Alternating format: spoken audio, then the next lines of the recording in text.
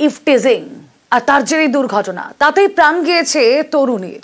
মিডিয়ার সামনে এমনই দাবি করেছেন মৃতের সহকর্মীরা, কিন্তু পুলিশ সুতন্দ্রার মৃত্যুতে এই তথ্য মানতে নারাজ। কেন?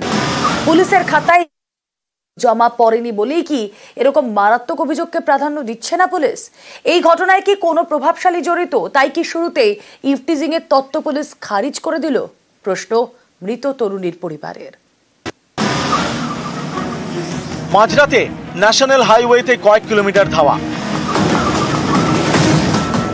গাড়ি নিয়ে ধাওয়া করতে করতে কটূক্তি, তারপর কয়েকবার ধাক্কা, উল্টে যায় গাড়ি।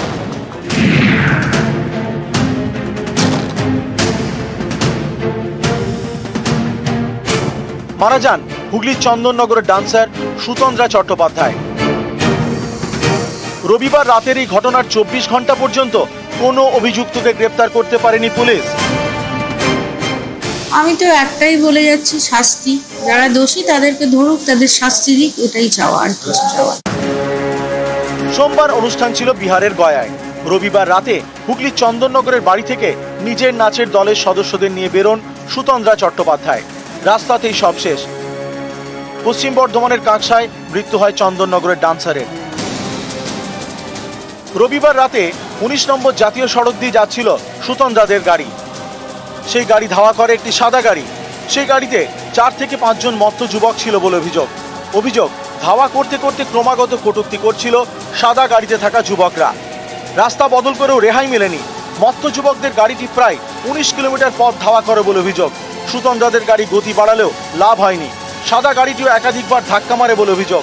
তার জেরেই উল্টে যায় সুতন্দ্রাদের গাড়িটি। ঘটনাস্থলে মৃত্যু হয় চন্দননগরের বাসিন্দা সুতন্দ্রা চট্টোপাধ্যায়। গাড়ির বাকি যাত্রীরা জখম হন। আমাদের ওভারটেক করে গিয়ে আমাদের সামনে চলে গেছে। যাওয়ার পরেই যেই আমরা আজ থেকে যাচ্ছি, যাওয়ার পর এরকম করে মারলো পিছন দিয়ে, আমাদের গাড়ি পালিয়ে। কোনো বাজে ইঙ্গিত করছিল? হ্যাঁ, হাত দেখাচ্ছিল সবাইকে, ম্যাডামকে মানে কমেন্ট করছিল, পুরো মধ্যম অবস্থা। প্রত্যক্ষদর্শীরা মিডিয়ার সামনে ইফটিজিং এর অভিযোগে সরব, কিন্তু পুলিশে অভিযোগ মানতে নারাজ। কারণ তাদের দাবি, থানায় যে অভিযোগ দায়ের হয়েছে তাতে ইফটিজিং এর কথা নেই।